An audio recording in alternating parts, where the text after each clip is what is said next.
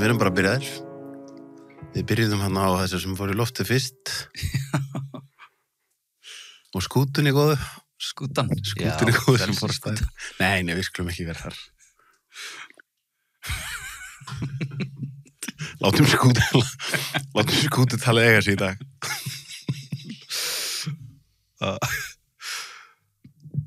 Herðu, hvernig er það á kallinum? Þú ert að koma vel undan sumri, búin að vera út allt. Já, er þetta ekki upp á viðmælendur?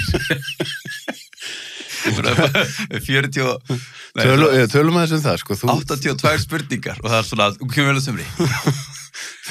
Það hefur... Sko, ég hef verið spurður nokkur sem er einhver viðtöl sem hafa verið svona mjög leiðileg, sko. Ég vil aldrei nafngreina fólki, en það er einmitt. Einhvern tímann held ég að ég hafi verið komin á spurningu 47 og það voru ekki liðnar 7 mínútur. Viðkomandi var ekki að skilja að við varum að reyna að eiga samtal. Nei. Það er svona... Þannig að ég öfunda stundum menn eins og þig og Hjálmar að vera með makkar, sko. Ég held að það geti hjálpað talsvert, sko. Sérstaklega þú færið eitthvað... Hefur þið ekki lent í þessu þegar þið hefur bókað eitthvað sem þið hafa kannski aldrei hitt og aldrei spjallað við og svo er við komandi þá bara tölum við yfir það bara. Þá er bara viðmælandi svona áhorfandi setti. Já. Og það hefur líka gerst þess að við verum í byrjun að svona, við þurftum að halda ákveðnan takti í, þú veist, traðarpinu og svona ákveðið svona. Þannig að kom einhver gestur sem var leiðilegur, þá bara, ekki leiðilegur, eða skilur við, bara svona, maður fann að hann var ekki alveg í taktinum. Þá bara fóru við í taktin og hann fekk bara svona, ef hann vildi joina, þá kom hann inn eitthvað tíman, en þú veist, og þá voru oft bara, þú veist, svona, en þá fengum við líka svolítið svona ákvörður að gesturum hefði ekki verið viðtalið svona. Ég segi stundum þetta er ekki gestur í viðtalið, svona Hjálmar segir sögur af sér. Ég gleymd að segja, þú veist, þá farið skamminnar. Já. Fólki sem sendir í skamminnar, sko, það hafa komið þættir hérna sem að hafa verið, ég ætla ekki að narra og hringi nógu mikið til þess að sé þetta átt að sá því hvernig ég tala Nei, hafa komið þættir sem hafa ekki verið langir og ég hef örugglega talað svona 60% af tímanum. Já. Og svo fæ ég skammir fyrir að grípa mikið fram í að tala mikið. En þú veist, þátturinn hefði verið 17 mínútur ef ég hef ekki talað mikið. Sko. Já. Þannig að þetta er ósýnileg byrði og það kann enginn að meta það. Já, það er svolítið. Maður er illa séður. Illa séður, já. Illa séður í þessu. Herðan, við þurfum að halda fólki í efnið. Keyra þetta. Já, við erum að gera það. Nei, við erum að því. Já. Tala hlaðvörp og hlaðvörps. Já, hlaðvörps viðmælendur. Nei, ég var að fá bara núna, bara eftir síðasta þátt, þá, hann, Þórarinn Ævars. Já. Þá sagði hann mitt, ég skil núna það sem þú sagðir einu sinni við mig að þér finnst rosa gaman að fá aðra hlaðvarstjórnendur í þáttiðin. Og mér fannst þetta alltaf svo sjálfkvært, sagði hann, sko, þegar Joe Rogan var að fá Theo Von og eitthvað, núna skil ég þetta er eiginlega bara bestu þættirnir. Já. Þú veist að því hinn aðilin er vanur því að vera að tala, skilur við. Já, fléttan góða. Já, einmitt. En já, við erum staddir hérna með umræðefni og ég vildi kannski, bara ástæðin að koma hérna, en náttúrulega er að ég svolítið að uppskera bara kannski svona erfiði æðuminnar í því að vera að koma út, ég er að byrja með heimasíðu, gott að byrja að pluggi, en sem heitir Helga Hjartað og hófið mitt svona hlaðvarp með samanafni sem að ég gerði 4 þætti en svo er ég búin að vera að gera bók og ég er búin að vera að gera þessa heimasíðu og svona, þetta er alltaf rosalega mikið sko en þetta er basically bara afraksturinn af öllu sem ég er búin að vera að gera bara ævina, allir þessi þú veist að fara í gegnum, þú veist skólakerfið og fara í masterskráður og fara í vinnu og starta einn fyrirtæki og svo hlaðvarpi og svona og allt í einu svona er maður komið með eitthvað svona feeling og þegar maður fór og svo fór ég í miðlífstækifærið eins og ég kalla það nýtt orð 23, já, svona krísa þannig að staðan er svo það byrja allir góður hlutir byrja á krísufundi það er svona ok, nú þurfum við að gera eitthvað í alvörunni þú veist, þetta er ekki sama prógramið áður og ég var að fagna það núna í 28. september að það voru 2 ár frá svona upphæðu miðlífskrísunar hjá mér. Kallar það miðlífskrísunar? Það var náttúrulega bara þú dast helviti vel niður. Já. Bara allt í einu. Já, það var ótrúlega gerist hratt. Já. það var alveg magnað, sko. Það var bara svona, maður hefur aldrei upplifað bara næns, þú veist, dæmi, sko. Og ég held að það sé bara blanda, ég held að, sko, þetta eru svona, þú veist, það að tækifærið miðja æfina, þú veist, birtist á sama tíma og þú veist, til með, sko, COVID var, Já. Sem svona, þú veist, og svona leyndu áhrifin af því, af svona langri einveru og einangrun sem kemur inn í þetta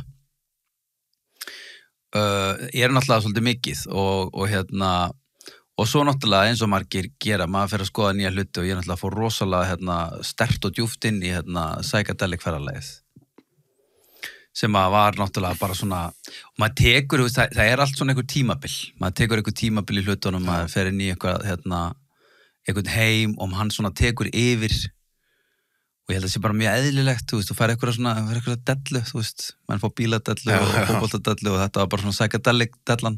En hvað myndir þú segja mitt, þú veist, varðandi það, því nú nákvæmlega þetta, þú veist, eins og þegar ég talaði um Óla Stef hérna, þá talaði hann um að hafa farið í allan hringinn og vera komin á byrjunarstæðin og þurfa ekkert lengur að vera að taka mikið psychedelics og vera jafnvel bara allt er eins en samt er allt öðruvísi og sama með Bigga sem kom fyrstur hérna með ayahuasca því upplýst svolítið saman, bara alveg hættur í þessu en þú veist, þá er þetta sko hefur orðið eins ef þú hefur ekki farið þetta ferðalega, ég held klárlega ekki sko. Nei, það er nefnilega og það er kannski sem er svo þess vegna náttúrulega tölum þetta andlega ferðalega sem snákaolíuna og snákaolíuna er náttúrulega þetta sem að þú veist er sagt að virki og eigi virka og virkaði ekki þó var enda svo hafði mér verið sagt að góðu manni að snákaolía bara virkaði ágætlega, sko. Já, við þurfum að prófa hana. Já.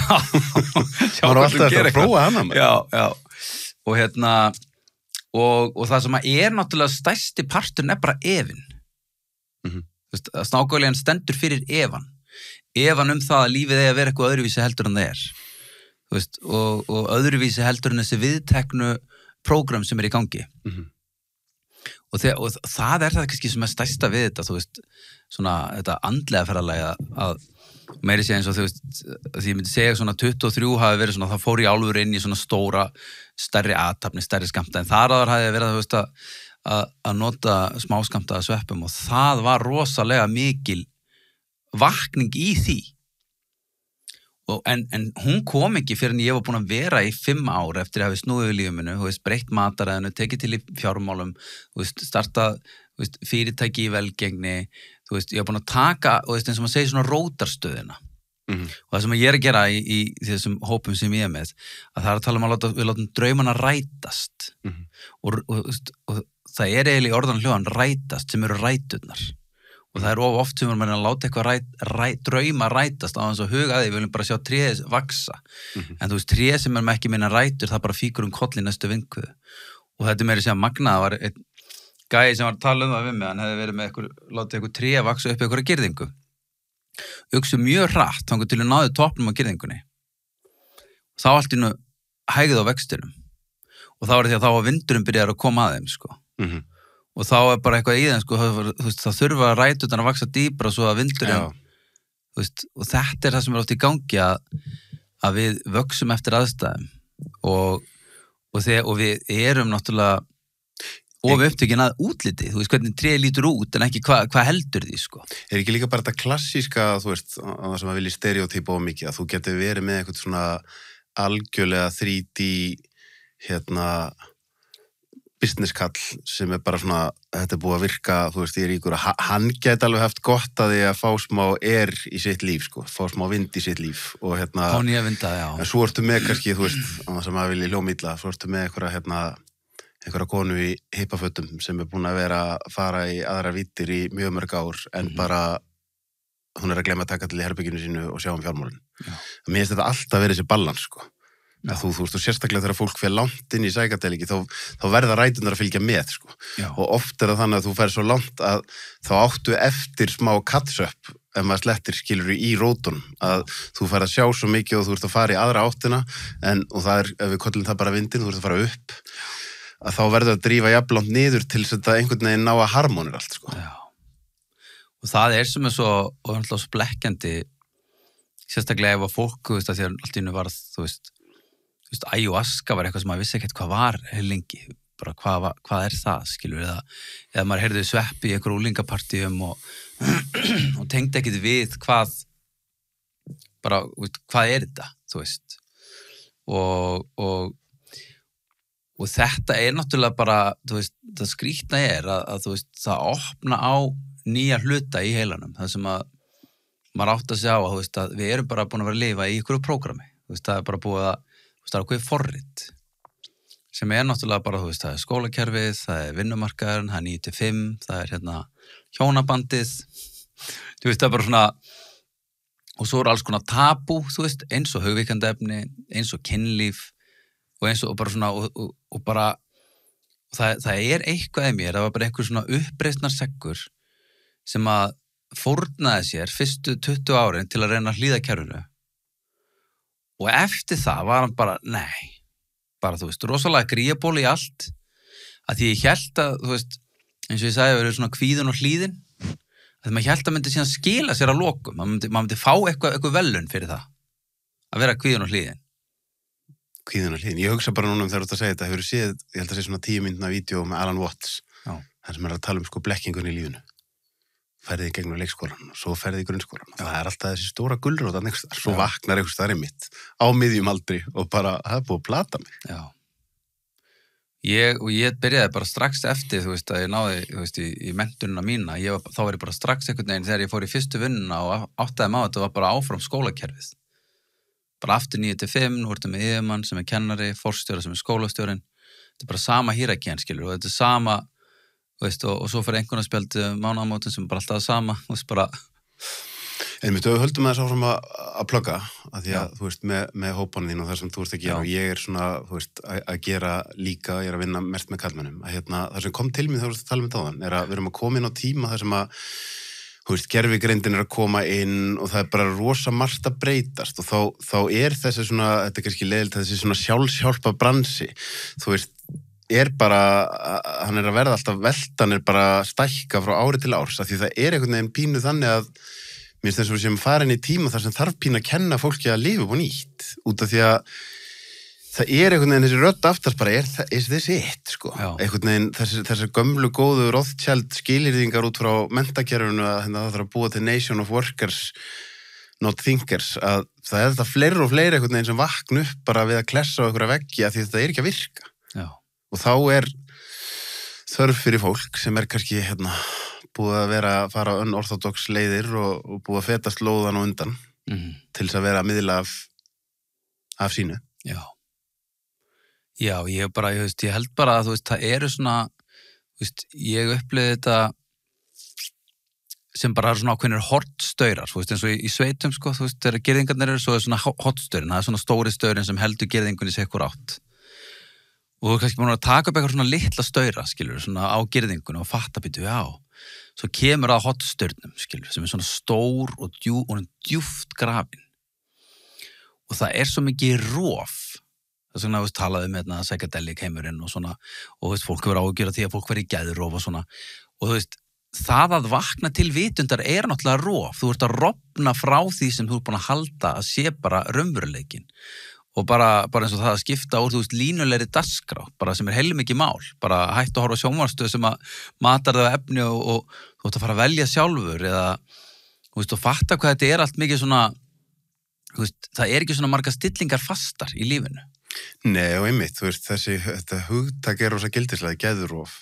Þú veist, við höfum talað um eins og Eckhart Tolle og Byron Katie, þú veist, það er mjög mikið af fólki sem fær stærstu vakninguna bara í geðrofi eða strax eftir geðrof og ef við hugsaum að við mannskepnan 2025 verum ennþá að drepa hvort, verum að myrða hvort annað út að landskika.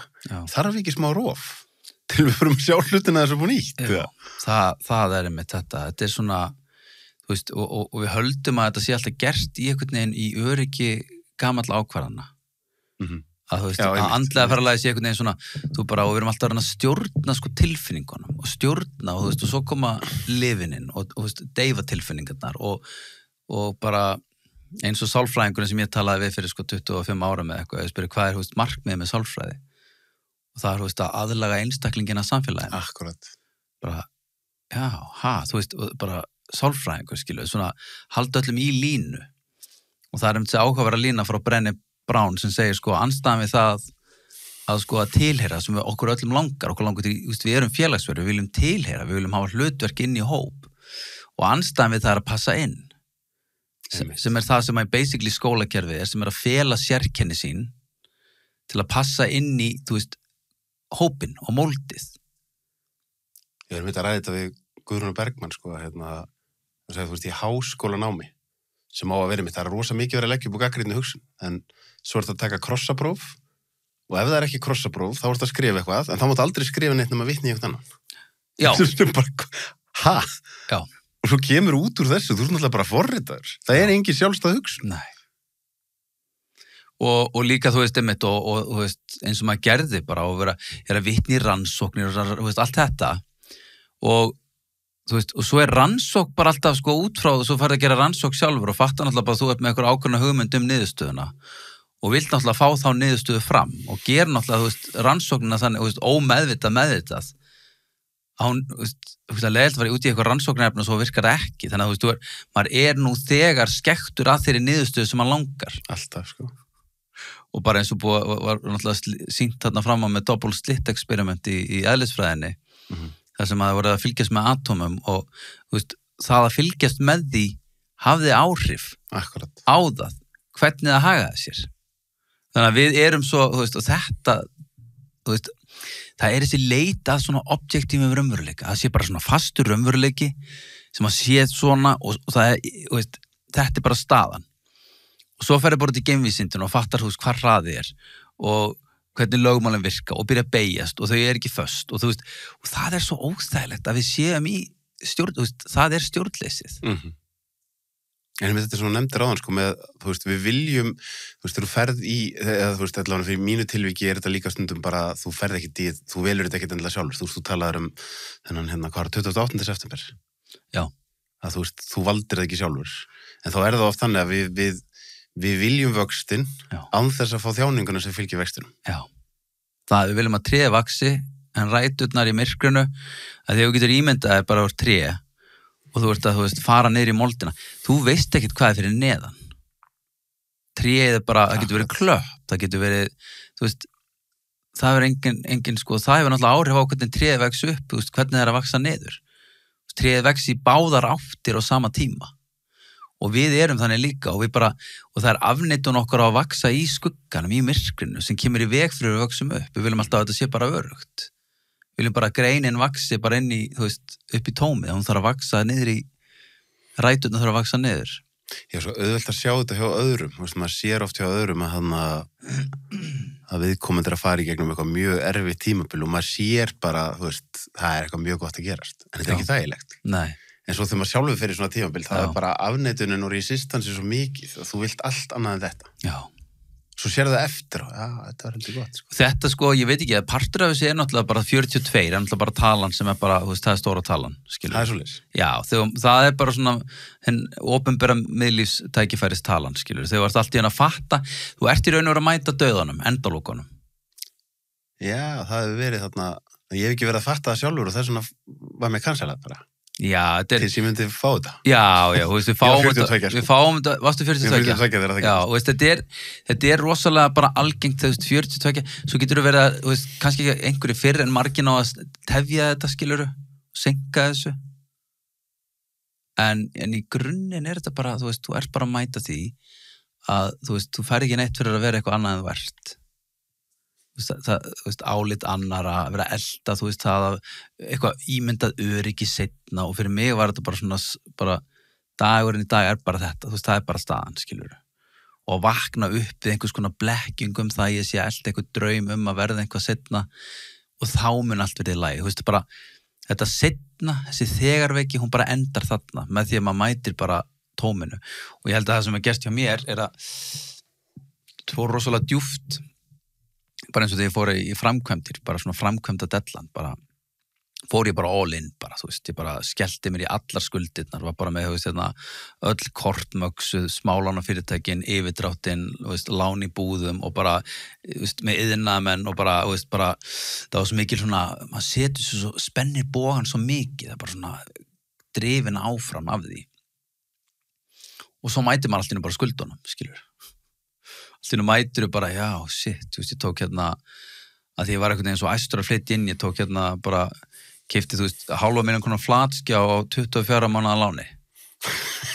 Bara því ég langaði bara í hann, ég vildi bara, þú veist, ekki finna fyrir hann, ég vildi bara hafa allt heimili, skilur, og svo bara borgaði þetta í 24 mánuði, ég sagði bara, ég var brjálaður út í þetta sjónvarp, sko, bara hverju mánuði, eitthvað 8.900 kall, eða eitthvað, ég man ekki hvað þetta var, þú veist, hvað ég var að borga hverju mánuði.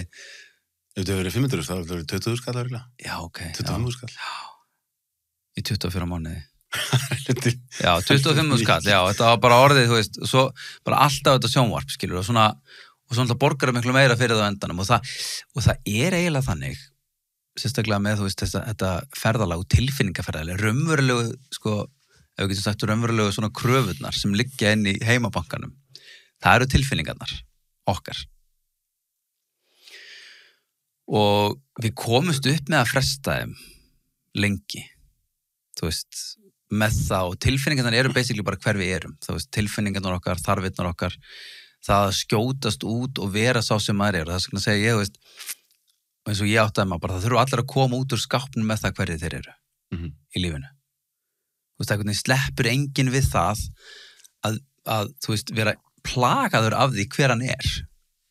Skilur þú, annarkvort verður maður hann eða tekur kostnaðin við það, sem er yfirleitt eitthvað svona þjáning, skilur. Og það sem kemur í veg fyrir að við séum það sem við erum, er að vera með að sinna einhverju hlutverki fyrir fólk, fyrir aðra. Og þetta hlutverk er yfirleitt komið í okkur svona fyrir 6 ára aldur. Það hvernig við lærum að upplifa og veist, tjá ást, hvernig við fáum ást, tjáum ást, er náttúrulega bundið því hvernig við upplifum frá foreldrum okkar. Og það er þangað sem að ferðalagi liggur fyrir alla. Þú veist, það hvernig manneskja sem er í burnout í dag, í vinnu, hún er í raun og veru bara ennþá að súpa kveljurnar af því hvernig hún lærði að taka ábyrgð til að fá ást. Eða lærði að vera hlýðin til að fá ást. Þannig að núna er það í formi vinnuveitandans eða heimilisins eða, skilja, hún mátti aldrei vera. Þannig að það sem gerist, hún er kannski góð í því að taka ábyrgð, það vantar ekkert upp á það. En hún fórnar sér á kostnað þess. Og það sem er dýfst í öllu þessu ferðalagi, það er sjálfsfórnin, og sjálfsfórnin er það hvernig maður yfirgefur sjálfan sig til þess að verða við kröfum annara. Og það er krónísk yfirgefning á manni sjálfum. Fólk veit ofta ekkert að því, maður sé að yfirgefa sig, það sér það ekki, maður lætur þetta líta út sem svo sjálfsagðan hlut. Og það er það sem fjölskyldur eru líka, erjur í fjölskyldum, fólki líður eins og þessi teknum sem sjálfsagðan hlut, það er ekki borðið virðing fyrir því, það er ekki hlusta á það, ég er bara sjálfsagður hlutur. Á sama tíma náttúrulega blekkingan hvað við gerðum mikið til að vera þessi sjálfsagði hlutur og hvað við létum alla hluti líti út sem sjálfsagða.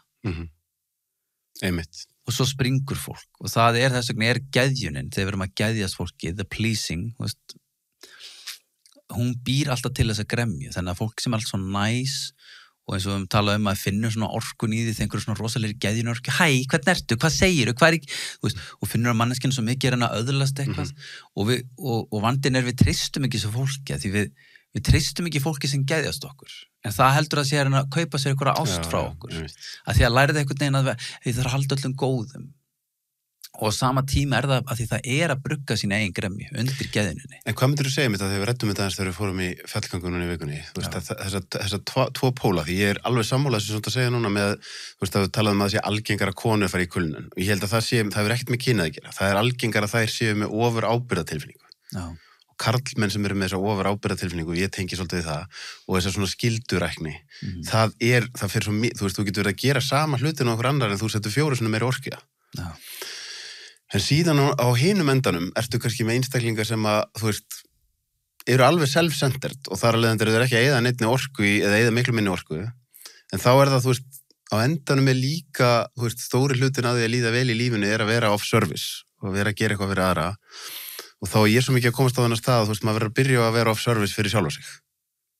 Já. Bara gamla góða, setja súrefniskrem, þú veist, til þess þú getur raunverulega verið að gefa eitthvað af þér ekki skyldurækni. Nei.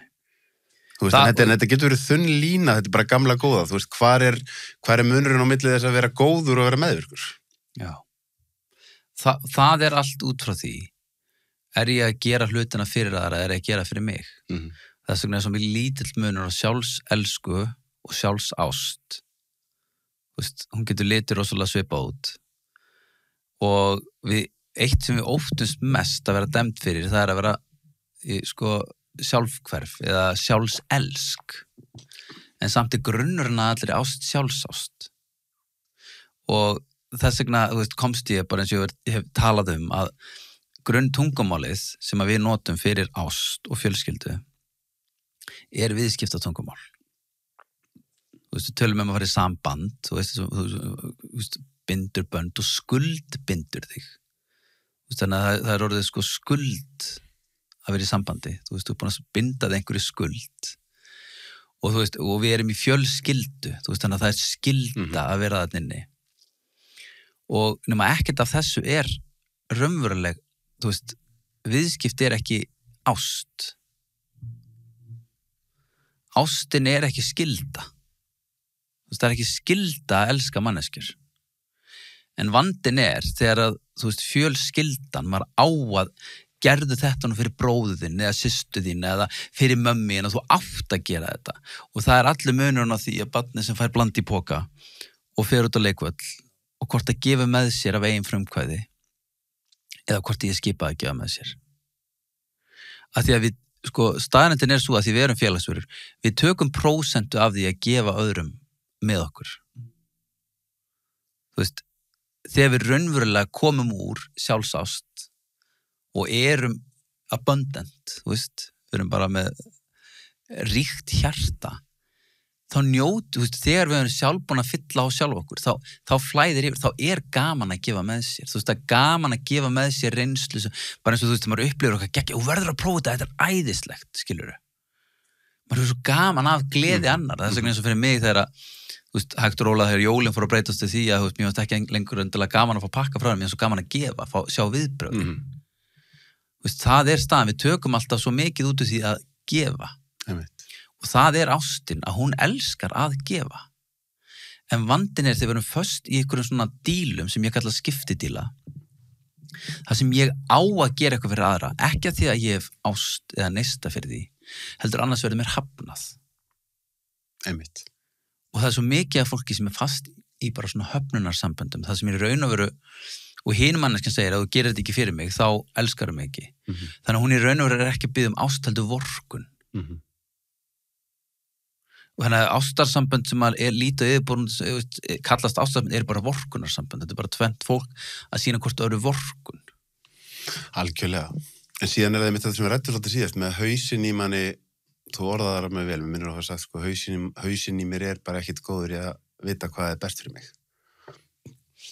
Nei. Skilu, og þá það oft, þá þarf maður oft að setja sig í aðstæður þar sem að fyrst maður bara eitthvað, hvort sem að það þú ert að byrja að mæta á 12 spora fundi, eða byrja að fara í kakóseremóníur, eða eiga hund, eiga barn, að fyrst getur verið bara eitthvað, shit, hvað ég komin út í og ég að gera þetta hérna aftur og aftur og aftur, en svo fattaru að einmitt það að þú ert að gefa af þér fyrir síðan að fara að verða rosalega mikil verðlaun, Já.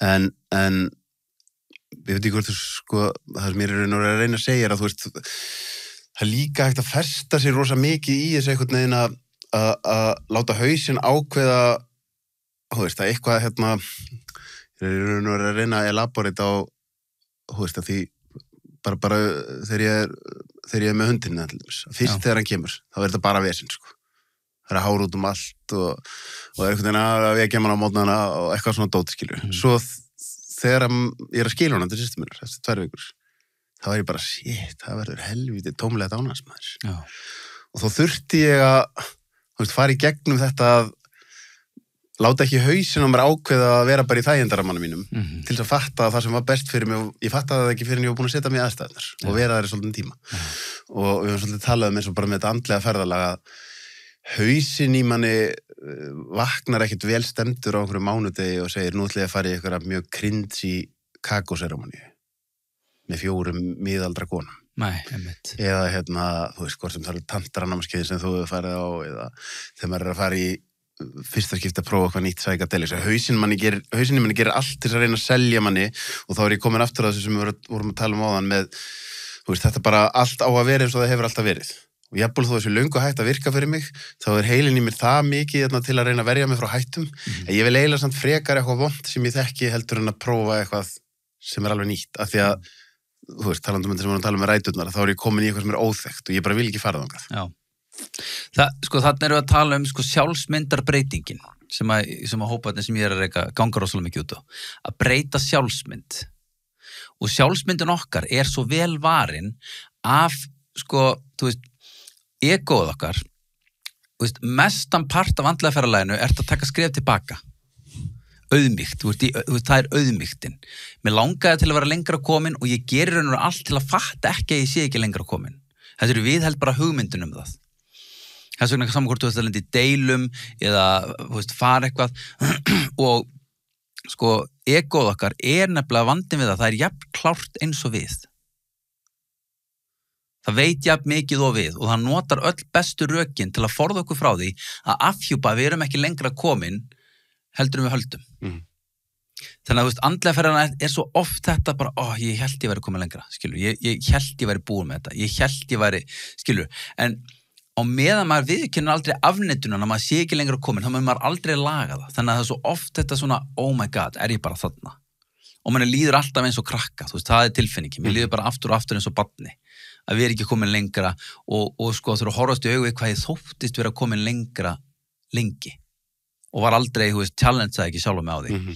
Þannig að lokunin verður alltaf svo sniðug. Þú veist, fyrsta lagi, og þetta alltaf svona, ég lýsi þessu svolítið sem einhyrningnum. Þú lýsir þig öðruvísi en aðra, þetta virkar ekki fyrir mig, ég passi ekki inn í einan hópa fólki og það náttúrulega bara algengast að öllum þessum retrítum og hópum sem ég fer, fólki líður alltaf eitthvað öðruvísi, hinir þekkjast betur, vita betur hvað í gangi, ég bara svona mínum, veit ekki alveg, og þetta svo basic og svo sjálfhverft að halda öðrum líð eitthvað öðruvísi heldur en þér í sömu aðstæðum. Þau kannski fóru í gegnum þessa tilfinningar og svo fundu einhvern hóp og byrjaði að tengja, svo kannski hættu þau að pæla í því og það er kannski einhver hópur sem þar, en svo stór hópur bara, hvað ég að gera hérna? Ég á ekki heima hérna. En það í raun og veru bara afhjúpa þessa einangrun sem að það að fæðast sem manneskja að við þurfum að ákveða að tilheyra. Þú veist, það að tilheyra fólki og hóp ekki eitthvað sem okkur afhent, heldur ákvörðun sem við tökum. Mjög góða punktur, og mér finnst ég alveg sjá það eins og í hópunum mínum að sumir, þeir koma inn og maður sér strax að þeir, þú veist, bara frá fyrsta degi sérðu þetta einstaklingur sem búin að taka þessa ákvörðun. Já. Og þá endar það á því að, þú veist, Hello Sherlock, að þá það sá aðili sem að fá mest út úr hópnum og að tengja mest við alla. Já. En hann líka kom þannig inn frá byrjun að hann var að sýna hinum áhuga, hann að leggja sér fram, hann og þá þú veist, þetta svolítið eins og bara með, ég veit ekki hvort það sé góð samlíking, þú veist, með fólk sem hefur alltaf fengið launatjekka og horfir á okkur sem að reka fyrirtæki og það svona ríka vandafólkið. Já. Skilurðu, en þannig að þú horfir á útkomuna, að viðkomandi gengur vel núna, en þú varst ekki til í að fara í gegnum allt ferðalagi og erfiðleikana sem að viðkomandi fór í gegnum.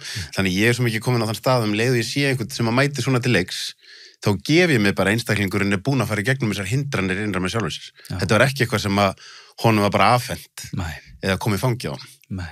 Það bara vel gert. Þú greinilega búin að fara í gegnum hindranir.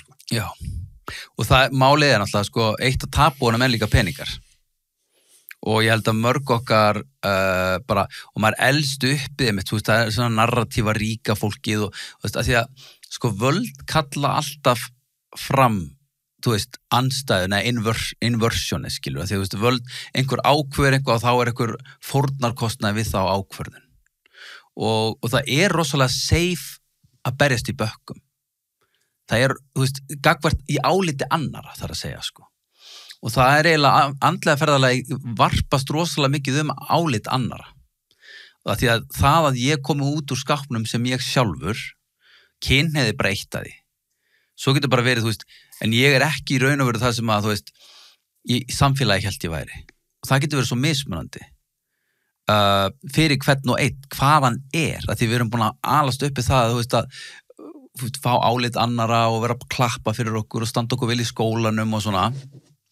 En hvað gerist einmitt þetta til að ég geti tilheyrt og þá þarf ég að vera algjörlega ég sjálfur og þá þarf ég í raun og veru að taka þetta stökk að passa ekki inn í einhver tíma, þú veist, ég passi ekki inn og þá spurningin hver ætlar að samþykja með þá og þá það ég sjálfur og þá erum við komin aftur inn í þessa innri vinnu, hver ég, þú veist, uppruna inntækið af sjálfur mér bara þú ert með síma og þú gerir restore back to factory setting, bara hvað uppruna inntækið af þessum síma, hvernig kemur það til skjalana, af því að svo mikið, þú veist, þú ert búin að lengi með tölvu og hún allt í hennu byrja að vera rosa hæg og bara, hvað í gangi, hún svona rosa hæg hún að keyra svo mikið af prógrum sem virka ekki fyrir hann þannig að það sem þú ert að fara að gera núna það bara svo mikið af forritum í gangi og það bara, hún er á fulla vinna en hún er bara full af einhverju svona hálfpartin vírusum og það það sem að við erum svo oft okkur langar til að gera eitthvað en við erum að keyra eitthvað prógrum sem gera það verkum að við getum aldrei gert það sem við viljum.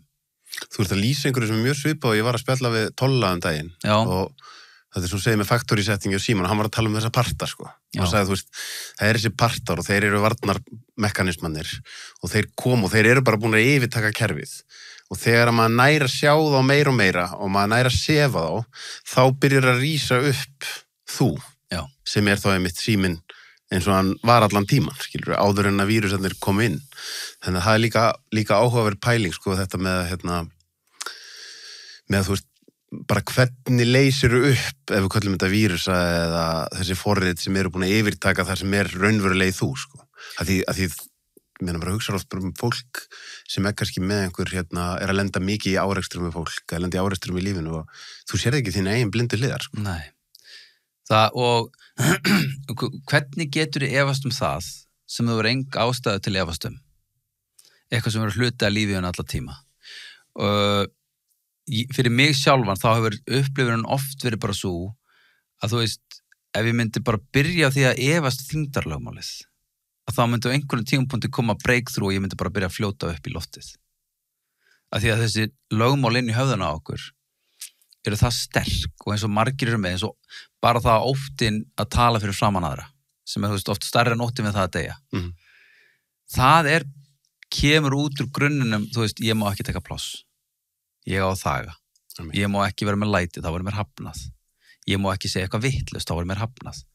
Og þetta eru svo sterk lögmál að bara þegar fólk á að tala, bara allt í kerfinu bara frís. Að þetta eru bara svona forrit sem segja bara ekki taka pláss. Þá kemur þetta í veg fyrir að taki pláss. Akkurat. Þú sér lítil börn, þegar mjög lítil vanda með það að fara inn í stóra hópa og byrja að vera með læti, skilur, þau geta tekið athyglinna og þau kannski svona, að þú veist, en þau eru ekki alveg meðvituð hvað þau eru að gera, skilur, en þú veist, það er ekkert í þeim sem segir stopp, skilur, ekki taka pláss. En svo kemur seinna, byrju meðvitundin, skilaboðin og þau bara frjósa og loka. Og það eru þessi hvernig getum við séð þetta öðruvísi en að byrja að challenge okkur og fara inn í aðstæður sem er ekki alveg, skilur, þetta talaðum frá út úr þægindarhengnum.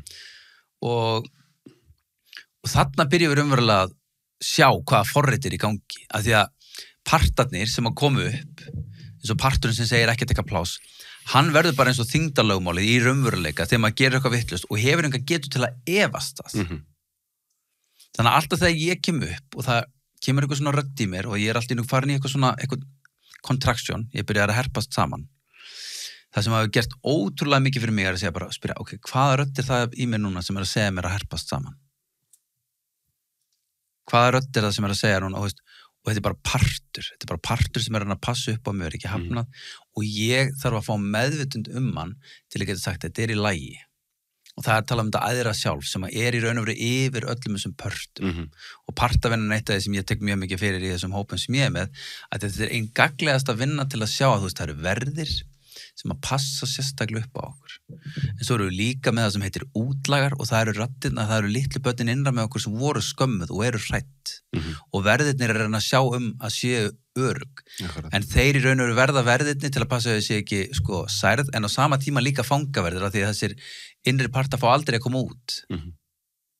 Og svo ertu með slökkviliðsmenn, þannig að þegar verðirnir eru búin að kvelja sínar eigin innri rattir, útlagana, að þá koma slökkviliðsmennir og sefa og þá kannski réttlætur allt í hann að fara og fá þeir, snakki eða kóki eða bara eitthvað sem að róar taugakerfið og svo ertu bara í lúpu, af því að svo vakna verðirnir upp við það þú veist allir bara að borða ógeðslega mikið, hvað varst að gera, skilu, þú slöktur á tilfinningunni smá stund og svo ert allir byrjar að rífa það aftur niður, það sem er kallast vítarhringurinn.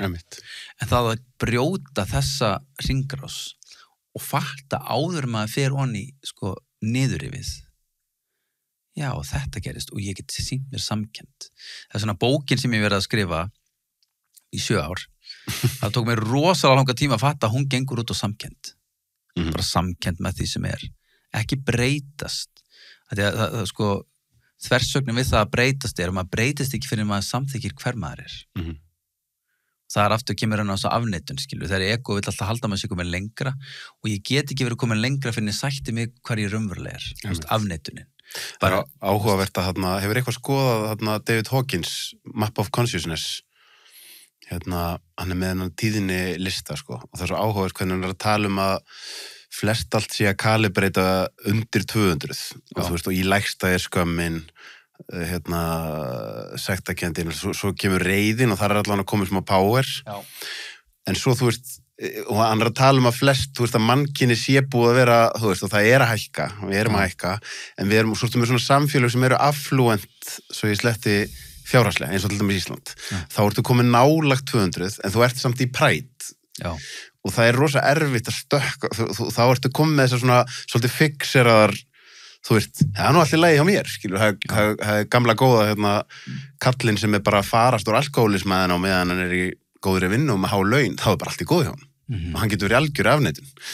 Svo ferðu upp í 200 og þá ertu komin í neutralityið og í neutralityinu eða svona hlutleysinu, þar áttu möguleika á að byrja stökkvin í hugrekki og fyrir ofan hugrekkið ertu síðan komið með, þú veist, það sem er hægt að kalla bara enlightenment, bliss og allt það sem að svona, þegar maður horfir á þessar stóru fígurur í mannkynsögunni, þú veist, þær að kalibrita þar og alveg, hann talar alveg upp í 1000 og þá ertu náttúrulega komið bara upp í eitthvað Jesús Kristi eitthvað. En þú veist, það er svo áhugavert þetta með að þetta samþykki, að ég sé það svolítið, þá ertu í þessu 200, þar ertu að fá portalið inn í að geta raunverulega breyst, sko. Að því fram að því er þetta allt svo fixað, sko. Þú veist, og þegar þú ert einmitt einhvern veginn svona, skilur, þú veist, maður bara þekkir fólki sem er jafnvel mest fixað, þú veist, ég er með doktorsgráðu. Því ég veit þetta best, skilur. Ég er með á að tekja, því ég er með svo flottan bíl, skilur. Þú veist, það er allavega einhvern veginn svona meiri sjens á að þú brotnir bara alveg ef það er pínu augljóst að það er allt í döðlum hjá þér, sko. Þannig að það er svona, þú veist, að þú ert komin nóga hátt til þess að þú getur bara verið að rúlla þar í ár og áratugi og þú veist, það er ekki fyrr en vanlíðanin verður nógu mikil sem þú raunverulega getur brotnað inn í að byrja að breytast, sko. Það er líka þetta hengiflug sem aldrei sést, sem er um þetta öðlast allt sem maður vill. Og það er alltaf bara þeir sem hafa, bara Jim Carrey við talaðum og Will Smith, bara svona leikara sem fengu alla fræðina og peningana. Þú voru alltaf að horfa á heimildafæðinum Charlie Sheen. Já, eða Charlie Sheen, skilur, sem sagði bara, það var enginn í skóla sem sagði bara, hvað gerist þú fara allt bara strax. Þeir eru eitthvað að tala um, sko, bara failure og hvernig, þú veist, og bara halda áfram og bara hann fekk bara velgengni bara eiginlega strax. Og hún sé hvernig það fór með líf Charlie Sheen, sko, bara hvað það gerir. En okkur líður rosalega og mér leiður rosalega vel lengi því maður deyfir sig með dagdraumnum það að maður munum ná í mark eitthvað tíman. Bara til að koma að staði að það er í raun og veru bara deyfingin fyrir, sko, raunverulega sársökana sem er skömmun undir niðri. Þess vegna, þú veist, eins og ég áttaði mig bara á í gegnum mitt ferðalag hvernig skömmun mín birtist í dagdraumnum. Þannig að það hvernig mér fannst ég ekki vera nóg birtist í því hvernig ég reynda að bæta upp fyrir það eða breiða yfir það. Þannig að, þú veist, þess vegna sér maður, þú veist, bara eins og bara þegar við gengum í gengum bankarhönnið og þess bara svona menn sem áttur rosalega mikið pening og svona, við getum tímabundi verið varin fyrir innri vinnu með því að öðlast náða mikið þarna úti. En það er samt lítill strákur eða stelpa þarna innra sem er alltaf að bíða eftir að við komum og hugum að henni og séum ekki að, sko, verja hana, skilja, því að það að verja býr til svona smá slagrými, svona líður eins og þú sért á leiðin eitthvað, það er svona þessi dópamín drifna leið til þess að finnast maður að vera að gera eitthvað, en þú veist, það er ekki, þú veist, en sanna velgengni er hversu ekta maður getur verið og það er sem ég hef upplifað á mínu ferðalagi. Það að vera ekta ég er stærsta velgengni, því að það býr til alvöru tengingar. Það er ótrúlega, sko, erfitt að búa til ímynd af sjálfum sér sem að vonast til að tengi við alla Einmitt. og svo gerur hann ekkert annað en að búa til bara rosalega stóran skjöld utan hann og það sem átti að vera nánustu tengingarnar allt í einu bara orðin svona skélina því sem maður vildi því að þú áttar þig á því að þú varst allan tíman að fela þig þetta líka það sem heitir imposter syndrom svikarahelgin, að vera bara ná einhverjum árangri og líða bara oh my god það líka samt eðlilegu partur af vextinum skilur, að verða stærri og átta sig á því að maður orðin stærri en maður og undir niður eitthvað samt eitthvað svona eitthvað badd sem að vaksa upp í hlutverkið og það snýst allt að geta verið gegnsær með bara leiðina, þetta er góð leiðið þegar þú segja núna hugsa hlutina, að ef maður á þeim stað að maður byrjar að vera, að því fyrst náttúrulega þú ert með alls konar grímur og þú ert ekkert með þetta það svo fer það ná á það stig að þú fer að sjá þessar grímur og svo maður náttúrulega alltaf bara í því að taka nýtt og nýtt lag af lauknum og sjá einhverja nýja blinda hlið og nýja grímu en svo gott að pæli, ég menna Aubrey Marcus orðaði þetta vel, hann sagði ég var einhvern tíðan með mjög mikla grímu og svo var ég að fá rosa mikið af ástinni sem ég langaði í en ég ætli bara gríman hérna við hliðina og ég þurfti bara að horfa, það lítur að vera mjög næs fyrir þessar gríma að vera að fá allir ást en hún ekkert að ná inn í mig því eins og ég ekkert að fá ástina fyrir að vera ég Nei. Það bara og þá jafnvel það sem að þú heldur og þú viljir fá með grímunni svo færðu það, þá það ekki eins og næs af því það bara hitt á grímuna skilur. Þetta fyrir hlutverki sem ég tók og það bara eins og með þess vegna þetta fyrir þetta aftur í æskuna og oft velgengnin sem við svona reyndum að ná ekkert annað en bara svona kultu verið útgáfa af hlutverkinu sem við tókum í æsku sem sá sem tók alltaf ábyrgð inn á heimilinu eða sá sem spennujafnaði aðstæður eða svo alltaf komin í svona einhverjar kultiveða útgáfa þessum fullorðin manneski tekur þess að ábyrgð í fyrirtækinu og allt í einu fann að fylgta peningum fyrir það og hrósi en hann var aldrei séður undir því hlutverki því undir því hlutverki var ekki manneski sem var bara hönnuð til að taka ábyrgð punktur hún kannski var góð í því en hún gæti ekki fórna sér á kostnað þessi alltaf rosalega erfitt bara já, hann svo góður, hann alltaf tilbúin að standa með mér bara það enginn sem alltaf tilbúin stundum bara erfitt stundum bara, skilur það erfitt að standa undir alhæfingum Já, þú veist að það þessi munur einmitt, þú veist, að því að það eitt þessi tilætlunarsemi og hérna einmitt, þú veist, þetta einhvern veginn að þú ert í einhverju rosa gæðjunarorku og þú veist, en ert í raun og vera ósk eftir eitthvað í staðinn, en svo allt annað hlutur að byrja að, ég held að sletta svolítið, að kultivita, hvað gott íslenskt orð að kultivita? Bara kultivita? Já, það að kultivita það að, þú veist, eins og nú til dæmis ég, hérna, í mastermind hópnum sem ég í, að það einn strákur sem ég kynntist í gegnum það og hann bara, ég sé það bara á því hvernig hann hefur samband við mig og aðra, að hann raunverulega að tekka á þér bara til þess að tekka á hvernig þú hefur það. Já. Og það kemur ekki, þú veist, þú finnur bara, það kemur ekkert frá þeim stað að hann sé einhvern veginn með einhverja tilætluna sem eða ósk, þú veist, þetta er svo, og þú veist að þetta er svona fallegur eiginleiki að kultivita, að ég hef raunverulegan áhuga á fólkin í kringum mig, skilurðu. Sem segir mér bara eitt, hann hefur raunverulegan áhuga á sjálfum sér. Nákvæmlega. Þetta er svona, við erum ofta að gefa úr tómum brunni. Við erum að fara af stað fyrir heldur en við höfum getu og svo þetta náttúrulega alltaf puss-pull og hvað byrjar, hvað hænan og hvað ekki, en bara það að, þú veist, það erfiðast sem gerir raun og veru svona eins og ég uppliði, stóra hrunið mitt, þarna sem ég tók, partur af því var að ég fekk svolítið að fara fram á hengiflugið, þú veist, ég náði að búa til, skapa heimilið sem ég langaði, ég skapaði ferilinn sem ég vildi, þú veist, ég var bara svolítið komin í endamark, bara hvert, mér langar ekkert, þú veist, gæti alveg verið frægari, ég gæti alveg átt meiri pening, en ég sá bara ekkert fyrir mér eitthvað, þó að myndi standa miklu hærri upp að hennar bankareikningnum eða ég ætti hús einhverstaðar annar staðar eða ég fengi 50 sinni fleiri Instagram skilaboð, ég var með hrósið sem ég vildi, ég var með peningin, ég var með húsi, ég bara, en það var, og þá parturinn andlega fyrir hann að ná þangað til að sjá hver situr eftir, hver ekki að fá, hver ekki að geta tekið á móti ástinni, því að það var rosalega einangraður,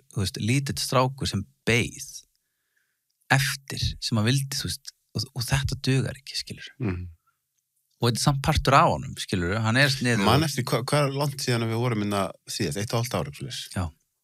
Ég man eftir þá varst á tímabilið þar sem að, þú veist, ég sagði það við þig eitthvað, þá fannst mér vera upptekinn af því að vilja ekki viðurkenningu og þá kemur en maður verður samt að kunna taka við viðurkenningunni til þess að geta gefið eitthvað til annara, skilur. Já. Þannig að þetta er svo, þú veist, maður er alltaf á, þú veist, að vega þetta salt og að láta hennan pendur fara fram og tilbaka, að þú fattar, ég er kannski búin að vera að rúlla allt og lengi á því að ytri viðurkenning er stærsti drifkrafturinn í lífi mín og það gengur ekki, þá ferðu kannski oflangt í þá átt að einhver vill bara vera næs við þig og segja eitthvað fallegt og þú kannt ekki að taka inn. Nei. Þannig að, þú veist, mér er einhvern veginn svo ferðalagið er alltaf þar, sko, þú veist, á endanum bara hvað getur þú gefið sjálfu þig mikið og þá áttu innistæði til þess að vera að gefa öðrum það, sko. Sko, stóra blekkingin sem að er líka í þessu og ástæðan fyrir þessum niðurtú, þessu rosalega, þú veist, þetta er svona erfiðasti hjalli sem ég hef lent í á æfinni.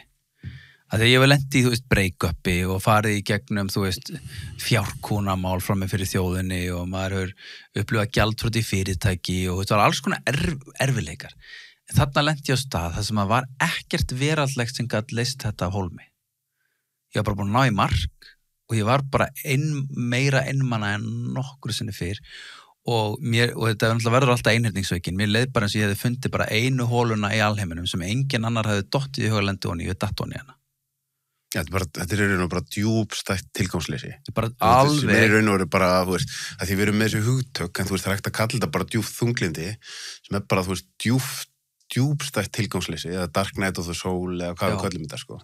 Það sem að, sko, það sem í raun og veru, sko, krafan er svo, ég er, sko, gjaldþrotið mitt er við tilvistina, sko. Gjaldþrotið mitt er við Guð og skuldin er óendanleg og það er ekki til neitt sem getur greitt hana. En einmitt út frá þessu sem það segja, það er svo áhugavert að því þú fórst í gegnum fjárkúnamálið þegar ég fer í gegnum mitt hérna, að þá erfiðasta tímabilið var ekki strax eftir þetta, jú, það var náttúrulega högg þegar þetta gerir strax, eins og þú manst. En erfiðasta tímabilið var ekki fyrsta hálfa árið og ekki einu sinni fyrsta árið, heldur það kom þegar að einmitt, þú veist þetta, að því þú lendir í einhverju og þá er fyrsta bara, ég ætla að koma sér stað aftur. Já. Svo þú ert búin að því. Og jafnvel þegar þú ert búin að koma svo á bara góðan kjöl þá kemur allt í hennu höggið, sko. Af því þá er allir í kringu því að gengur ekki bara vel þær, ekki alltaf aðeinslegt, skilur við. Þá er þetta ekki með neina ástæðu fyrir því og það er svona, ég held að það sé oft erfiðustu tilgangsleysis tímabilin hjá fólki, það er þegar það bara, ég er ekki með neina ástæðu til þess að mér líði svona. Já. Af hverju líður mér svona? Já. Það að því að, sko, þú veist, bara eins og stig áfalla, bara fyrsta stigið er afneitun á áfallinu. Bara afneitun af því sem er að gerast og það sem er svo blekkjandi að afneitunin er falin í því hvernig við erum að bæta upp fyrir það sem gerðist. Ekki glíma við það, heldur bæta upp fyrir það. Og það er bara eins og fyrir mig, þú veist, stóra afneitunin í mínu lífi bara var að bæta upp fyrir eitthvað áfall að vera ekki, þú veist, elskaður akkurat eins og ég er. Sem að er bara basically mannlega leksjan. Þú veist, það getur enginn elska þig akkurat eins og þú ert nema þú. Því að það sér þig enginn, það getur enginn farið inn í mig og sér hver ég er. Við erum bara þannig að við munum reyna að gæðast foreldrum okkar og stóri viðskilnaðurinn, stóra sárið er að ástin og veist, mamma og pappi sem eru guðirnir í okkar lífi, að þú veist, svo stóru fréttirnar eru þau þurfa að koma undan því að þau séu guðir, þau séu bara manneskjur eins og ég og þú sem að bara eignuðust þau í alls konar aðstæðum og út af alls konar og þau byrja með þessi bresti sem þau fengur fyrir foreldurs, það eru stóru fréttirnar. Og við upplifum þennan einmannaleika á ólíkan hátt, en sko abandonmentið að vera yfirgefin, það að vera einn skiluru þegar mamma var of mikið í vinnunni eða þegar það var ekki hlustað á okkur eða þegar vorum jafnvel sko jafnvel bara ofveldi, bara varst of mikið hjá þér og þú fegst aldrei að hitta þig. Að því á endanum er ég bara ég og ég er ekki það sem að einhver ætlast til af mér.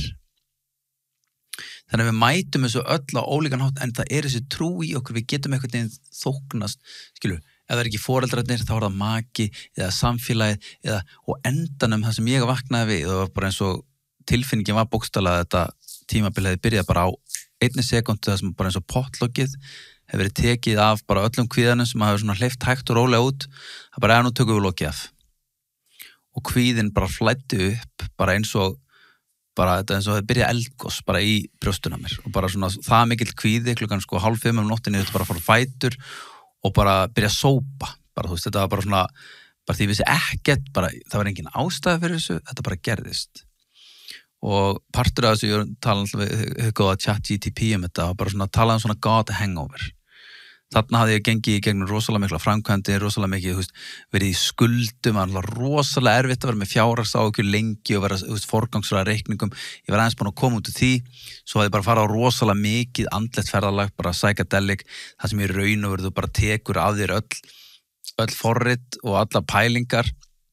Partur af þessu algjörlega blissful, það sem bara eins og efni eins og 5-MeO og DMT eða Buffo, það sem hún bara verður almættið, þú verður Guð, þú verður skaparinn og þú sko öðlast óendanlegan léttleika tilverunar, óbærilegan léttleika tilverunar basically sko.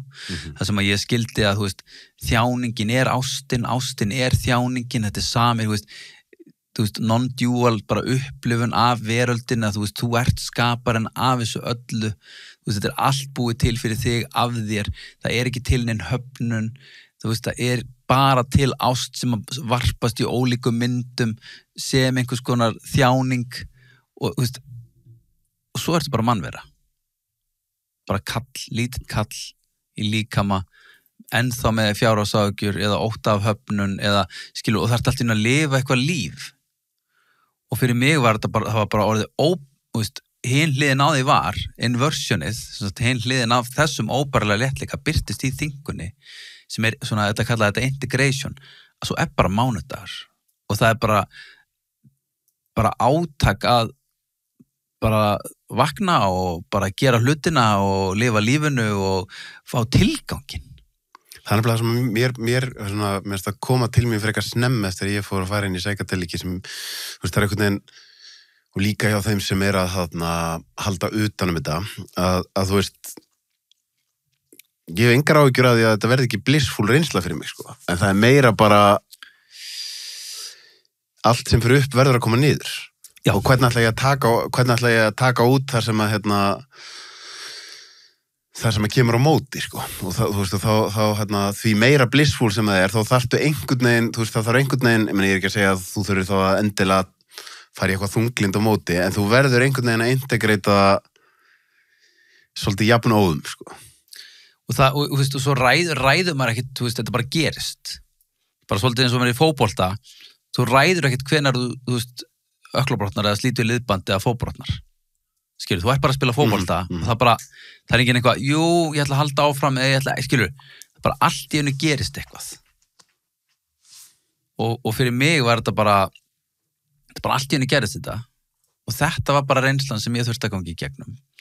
Og mér fannst þetta allt of erfitt og allt of langt og þú veist bara svona þetta missa algjörlega viljan til lífsins bara því að, en svo vissi ég líka eftir þetta ferðalag ég er samt eilíf orka þannig að það að taka líf mitt væri ekki einu sinni lausn því ég er bara, þú veist, áfram eilíf orka, skilurðu. Þú veist, það bara svona, þú bara mætir hinnum óhjákvæmilega raunveruleika, það er tilvist bara, það er ekki til neitt sem heitir, þú veist, ekki tilvist. En það er nákvæmlega, það er það sem ég held að sé svona staður sem þú kemst á er að, þú veist, fyrst þú ferð í þetta ástand og einhvern veginn jafnvel ætlast til að það er að vera einhvern veginn normal ástand hér. Já. Svo ferðu á annar stað að þú veist, eins og sem margir sem að, þú veist, maður sé mikið af fólki sem að á jafnvel mjög erfitt með að athafna sig hérna í þessu. En svo ferðu á annar stað að þú fattar, það er ekki einu svona lausn að losna undan þessu lífi. Nei. Þetta er eilíf. Og þá ferðu þess vegna svo vorum að tala um á hann að fara allan hringinn. Já. Að ég hef upplifað annars slagið svona tímabil þar sem að mér finnst næstum því eins og ég sé á hugvíkandi efnum en ég er ekki á þeim. Það finnst mér vera meira virði en öll ferðalög sem ég farið á að því minnst einhvern veginn á endanum þetta eilífa þá verður það ennþá meira virði að ok, hvað þarf ég að gera til þess að bara vera hamingjusamur hér og nú í þessu lífi, án þess að vera að taka neitt. Og ég held að flest allir endi þar sem eru á þessu út af því þú fattar einhvern veginn, þú munt alltaf þurfa að díla við þetta. Og það er bara pendullin, þú veist, jafnvægið á endanum, að því að þú veist, maður getur rosalega sko drifin áfram, það er ótrúlega heillandi að fá allar þessar uppgötanir. Bara eins og var á þessum tíma, ég meina, það að upplifa, þú veist, bara uppljómunina, vakninguna, skilur í þennan skamma tíma, en svo fer þetta allt svolítið í skugga minn, þú manst ekki alveg hvað gerðist ákvarðat inn í þessu, en þú fékkst bara þessa innri vissu algjörlega, það ekki til einhver framtíð eða fortíð, eða skilur það bara þetta moment, það ekkert, global warming bara, hugarburður, skilur, í raun og veru, ekki það andbæðlega, það maður að lifa svo marga raunveruleika, en það ekki heimsendinni sem að maður raunverulega hræddu við. Því á endanum bara munum við deyja og global warming verður bara eitthvað dæmi sem heldur áfram, en það lífi hvers og eins að þú kemst að því, þú ert bara eilíf, elskandi vera, being, orka, sem að getur ekkert grandað. Það getur ekkert, það ekkert sem getur grandað þessu, þetta bara sigurinn bara í höfn miljónsinnum. Ég sá fyrir mér núna debatt þegar þú varst að tala global warminga. Já. Fletti þetta aftur inn í skútuna Já. Og því fyrir fá Greta Thunberg sitta við liðina þér og fá ólík sjónamið. Einmitt. Og þetta náttúrulega parturinn af því að geta lifað paradoxið. Guð alltaf í paradoxinu. Við komum hérna niður í þetta efni, í bara matter, og það ótrúlega magnað að geta upplifað ástina í holdinu, skilur, sem alveg að dýfsta. Svona einhvern veginn að vera bara svona dens vera. Og oft líka fólk að fara í þetta hugakindi til að flýja holdið á meðan í raun og veru frelsunin að fara alveg inn í dýfsta, fara alveg inn í skömmina til að umbreyta henni í gulli sem vakningin. Við flýjum ekki skömmina og við förum alveg onni hana til að fá allan tíðniskalan upp og þá fattar maður þetta náttúrulega ringur en ekki upp og niður skali. Hvað þegar þú tala skömmina þetta? Ég skal passa að ekki nema þú viljir þá skal ég passa að verða ekki einhverja risa fyrirsagnir. Ég get sagt það bara upp á því í podcastinu. Já, segðu það. Ég bara stýri því svolítið hvað endar í fjölmiðlum. Já, þú gerir það. Ég nenni ekkert þannig að það alls konar hlutir sem að fólk segir sem að, en hvað því bara kynlífið, að því voru að tala skömmina og nú, varstu svona smá pósterbói núna daginn, Vísi. Já. Út af einhverju podcasti sem þú fórst í. Já. Hvað finnst þér það hafa verið, bara, það sem mér finnst áhugaverðast, nú ég ekki búin að fara í sama leiðangur og þú, en talandi þetta neutrality, einhvern veginn, það kemur svo náttúrulega til mín að vera í neutrality og þá skil ég ekki, hvort sem að viðtali við Snorra Másson, allur þessi trillingur. Já. Ég alltaf bara, þessi trillingur allur innra með ykkur, og allur þessi trillingur yfir einhver kjósa lífi svona öðruvísi þegar það kemur að kynlífi. Mér finnst þetta svo áhugavert hvað þetta triggerandi fyrir fólk. Já, bara eins og fyrir mig, þá hefur alltaf blundað í mér svona, fyrst var alltaf bara þörf eftir samþykki, móðursárið, að vilja vera elskaður. Og það var eitthvað sem ég upplifði bara rosalega lengi að upplifa mig gallaðan, það að vilja einhverja stelpu og það náttúrulega gengur rosalega mikið út á þetta elta samþykki, vilja eitthvað meira heldur en þú átt að fá og svolítið eins og móðursárið mitt var svolítið svona eltingaleikur með mömmina, finnast ég ekki fá nóg af henni. En svo áttaði ég með því að leikurinn minn með stelpum var síðan bara fastur í sama gír, ég var í eltingaleik við stelpur alveg sem ég var eltingaleik við mömmu og ég þurfti alveg bara ég var ekki fannig 36 eða 7 því ég kveikti að þessu. Það raun og veru var bara stelpan bara mamma og ég var að elta alveg sem ég var að elta mömmu. Svo átti ég með því og byrja að heila það sár, en svo allt í hennu skilin eftir með eitthvað svona díl sem þessi svona monogami hjónabandstíl. Alveg svo verum skilin eftir með menntakerfið, þú bara átt að fara í skóla. Og það alveg svolítið skellur að fatta bara, það ekki eitthvað bara eins og lífið er. Það að ég, í raun og veru blómstraði alls ekki inn í menntakerfinu, það var bara ekki minn staður. Og ég efast að mörg okkur gera það, blómstraðar. Þú bara settur, algjört framheila, rung, að vera bara að læra einhverja bækur og læra aldrei hvað lífið raunverulega er. Það þessi aftenging við lífið. Að sitja inn í skólastofu og halda þú getur lært freran í Síberíu og ég að skilja hvað hann á þess að nokkuð tímann að fara til Síberíu að vita hvað freyr, þetta bara svona, við erum bara teimt svo langt frá okkur. Þetta alltaf einmitt, þetta alveg galið. Og einhvern veginn bara, og þetta og köngul með 8 fætur og bara, þú sér aldrei köngul og bara hún með 8 fætur og hún, þetta svona þessi aftenging við raunveruleikann að vera alltaf bara að setja eitthvað inn í hausinn á okkur einhverja upplýsingar og svo alltaf bara byrjum að feika leikin og læra upplýsingarnar og svo bara gleymur þeim. alveg eins með þennan díl, þú veist, þetta með brúðkaupið og monogamy sem bara, þetta bara eins og allir að stofna EHF. Ákveður, bara það eina á formið sem á að virka í fyrirtækjum. Þú bara stofnar EHF og það bara, svo líka OHF og HF og, nei, við erum ekki að fara að tala það. Það ekki í boði, skilur mig. Og það að fatta fyrir mig að þessi innri repili mér, þurfti allavega að gera það, að ég get ekki bara elska aðra manneskja því að mér hafa sagt að svoleiðis ætti að vera. Og partur af því fyrir mig að koma út var að viðurkenna að ég gæti elska bara fleiri en eina konu og stunda kynlíf með fleiri en einni konu á sama tíma, svo framalega sem allir séu bara vakandi fyrir því hvað þeir eru að gera og það eru mistök á leiðinni og maður klúrar þessu og maður særir og maður verður vondikallinn, ekki að því maður vildi það, heldur bara því maður kunni ekki betur, maður bara eins og börn í leikskóla með hvort annað, lemja úr skópli í andliti og er bara, shit, hvað var ég að gera? Þannig að ég þurfti svolítið að mæta sjálfur mér í því að fá fyrirsögn, bara fann ástin eftir hann tók sér marga elsku. Það var alveg bara svona rosalega djúp berskjölduna því ég að ganga á móti norminu og þetta tabú að því að fjölskyldan sem svona grunnstóðin í samfélaginu, fólk triggerað því að ef hann gerir það, hvað þýðir það fyrir mig? Er þetta ekki bara synd? Er þetta ekki bara sódóma? Og ég ekkert að segja, ég þurfi ekkert að skilgreina mig sem polyamorous og það var rosalega erfitt fyrir mig að fara þangað. Langaði alls ekki, því mér langaði ekki til að vera óelskanlegur af samfélaginu eða láta einhverja konur halda að ég væri bara, að við þurfum alltaf, ég þarf til að geta gengist við í hver maður það maður að lifa lægsta samnefnarna því. Og það að vera, fjölásta, þá ertu að lifa lægsta samnefnarna því að vera bara graður gaur.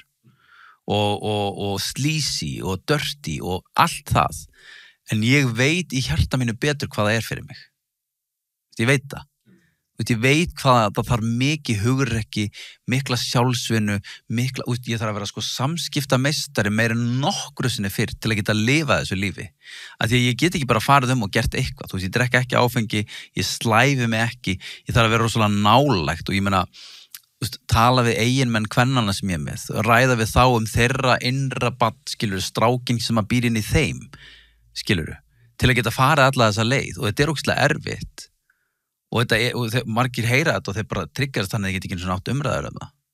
Upplifur það mikið? Að mér það svo áhuga, nú ég bara að tala út frá mér, ég einhvern veginn enn að melda þetta allt saman, en það engin stuð, það ekkert sem stuð, ég skil ekki eitthvað þetta stuða fólk svona mikið. Stuðunin bara, ef þú ert með trigger fyrir einhverju, eins og þessu, einhver annar að gera, þá það bara að því að við erum suppressed sjálfar, það bara spegillin að íta mann í einhverja átt og sérstaklega í einhverjum kynlíf, lífsorkan okkar, við erum búin að fá svo margar að því að, margar skilyrringar hvað kynlíf á að vera og þetta náttúrulega præma lífsorkan okkar, libidóið, fólk sem í libidóinu sinni orkumikið, fjörugt, hrest, það munur og kynorku og svo bara grettu. Skilur og en við erum oft hræddir við að sýna lífsorkuna okkar af ótta við að vera sett í lægsta samnefnarann af henni. Að því að kynorkan hefur dregið að sér, hún líka misnotkunin og nauðgunin og alltaf versta sem bundið henni á sama tíma og hún inniheldur líka alla fallegustu tjáninguna. En hvað myndir þú segja mitt í þessum pælingum öllum? Munin á kynorkunni, lífsorkunni og grettunni, að þá náttúrulega þú bara aldagömmul fræði eins og í bara jóganu og öllu þessu, sem að þú varðveitir einmitt lífsorkun og þú þarft ekki að vera að setja hann í kynlíf. Nei. Skilur. Þú þarft ekki að setja hann í kynlíf, svo þurfum við líka að spila okkur ákveð út til að skilja hana. Skilur, mér get ekki bara lesið í bók, ekki setja hann út, þá, ég bara hætti bara svona að fá fullnæðingur, ég kannski reyna að fá fullnæðingur, kannski að 10 daga fresta því ég vil viðhalda henni. Þannig ef ég fyrir kynlíf, þá ég bara svona að fara að brúninni og stoppa því, þannig finn ég að ég miklu betri bara manneskja. Og kynlíf eitt, ein besta sjálfsvinna sem ég hef fundið. Ég held að ég ætti að elda kynlíf til að sanna sjálfa mig, til að sýna sjálfa mig, til að fá eitthvað velun, til að losa, til að fá útrás. En í raun og veru þetta hraðferð inn í samþykkt á sjálfum sér í nánd með annari manneski. Það fáar leiðir til að upplifa eins mikla nánd með annari manneskin eins og í gegnum kynlíf, en þá verður maður líka að vera alveg heiðarlegur. Ég get ekki verið að nota manneskjuna til að sanna mig eða fá eitthvað eða til að halda í eitthvað öryggi. Ég þarf að vera búin að fara alveg inn á þann stað sem ég farið, sem að fagna mínum eigin einmannaleika og í dýfstu hólunni sem við rættum með náðan, þar sem ég sé ekki lengur tilgang með lífinu og þegar ég er búin að celebrata sjálfum mér og ná að fagna sjálfum mér og koma út úr því, þá verða allir aðrir bónus. Það er enginn sem ég á, það er enginn sem ég hef rétt á til að gera eitthvað fyrir mig. Ég kem bara þannig, það er allir bónus og ég kem með þá sömu velvild gagnvart öðrum og ég veit hvað þeir eru staddir.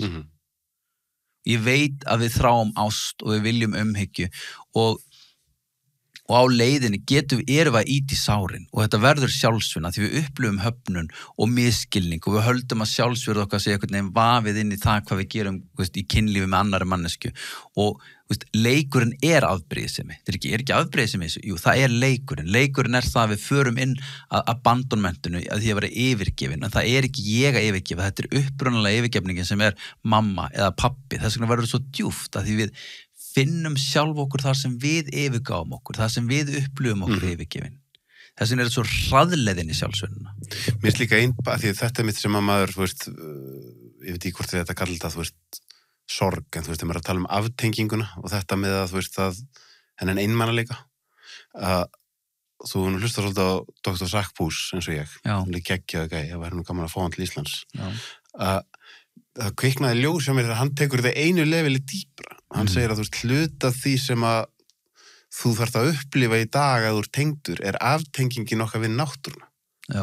Bara það er á okkur djúpu leveli innra með okkur. Við erum hluti af jörðinni, við erum hluti af öllu. En nú er aftengingin að verða svo mikil að það er bara orðið painful. Já. Skilur, og þá er þetta þessi einmannaleg stundum upplifum að þegar maður fer í gegnum þessi erfiðu tímabil að maður sé að fara í gegnum einhverja djúpstæða sorg og maður veit ekki alveg af hverju. Og þá er án þess að maður ætla að fara að vera gæinn sem er einhvern veginn ég er eitthvað þunglindur í dag, stjörnurnar eru Venus er eitthvað skrítin í Júpíter eitthvað, skilur, því þá ertu náttúrulega bara að varpa ábyrðinni mjög mikið frá þér.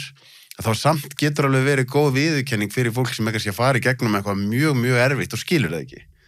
Að hluta því sé bara, einhvern veginn, ef það er eitthvað svona alvöru vakning að eiga sér stað, þá er það oftast þannig að það er darkest before dawn, að þá, eins og þetta einhvern veginn bara ef að við sem mannskepna ætlum einhvern tíðan að fara í upgrade og bara það verði einhvers konar bara evolutionary stökk að þá mun það væntanlega ekki gerast nema það verði dálítið þjáningafullt og undan og það málega bara ástin hún birtist á þann hátt, kallið hennar er í gegnum þessar tilfinningar reiðin sem við upplifum í samfélaginu undir þessari reiði eru tvær tilfinningar, það er sorg og það er ótti það er sorg það að vera ekki tengingu, það er ótti að fá ekki tengingu og í raun og veru er andlega ferðarlega að skilja að við alkemæsum eða við tökum alkemíuna úr sorginu og óttanum og skiljum að það er ástin að kalla.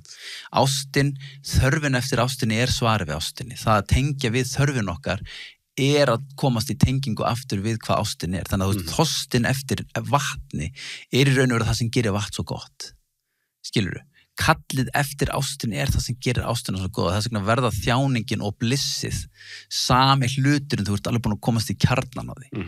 Að óttin er ekki neitt annað en ótti að fá ekki ást. Sorgin er ekki neitt annað en bara eftirsjáða löngun eftir ástinu. Þú skilur að svarið við þorstanum er í vatninu og vatnið er það sem að gerir þorstan góðan. Að þetta er órjúvanlegt samband. Ég myndi að gott að hugsa þannig að þegar maður horfir á bara það sem er á það sem að vilja vera eitthvað að varpa ábyrðinu með því að fara í stóru myndina og vera í skútunni og Thunberg og global warming þá græðgi, maður hugsa bara þú ferði þessar svona industrial borgir, það sem aftengingin er bara orðin algjör og svo eru bara einhver global risa fyrirtæki og það þarf að skila ársreikningu og maður er bara shit öll þessi græðgi en hvað er á undir græðgina? Það er ótti þú værir ekki svona gráðugur eða þú væri bara góður með að lifa í dag. Þú ert að búa í haginn fyrir framtíðina. Þú ert að reyna að bæta upp fyrir eitthvað. Þú ert óttaslegin. Og svo að þú hugsaður þannig að þú verður reiður út í fólk sem er gráðugt. Akkur er hann svona gráður? Hann er kannski bara að bak við græðginni er óttin. Og svo bak við óttan er að þurfa að syrgja það ef þú sért svona óttaslegin. Skilur þú bara, vá, allir þessi ótti. Hvaðan kemur allir þessi ótti? Og þá er það bara líka bara óttinu við að vera ekki til. Bara djúpur existential ótti. Það er bara þetta. Skilur, og til þess að fara síðan, þannig ef þú ert á þeirri vegferð að vilja fara djúpt og upplifa allt sem líður, þá þarftu líka að fara í gegnum þetta skilur það syrgja allan hennan ótta sko, það hafa verið alin upp á kvíðasjúklingum sem voru aldrei upp á öðrum kvíðasjúklingum og allt þetta. Já, og svo er þetta óhjákomilegt og þá skilur þetta allt bara ástin og þetta skiptir ekki máli, skilur og það staðan sem maður byrjar, þú veist, bara besti byrjunarreiturinn og endareiturinn, það sem maður alltaf byrja og enda, þetta akkurat eins og þetta á að vera. Erum við ekki verið flottir með það bara? Ég held að það sé bara geggjað. Nei, ekki. Hvernig alltaf að fara stað með hópana? Það verður bara núna í október. Ég bara bendi áhuga sem á helgahjartað.is eða Helgi Sján á Instagram. Dásalegt. Frábært að fá það eins og. Takk fyrir.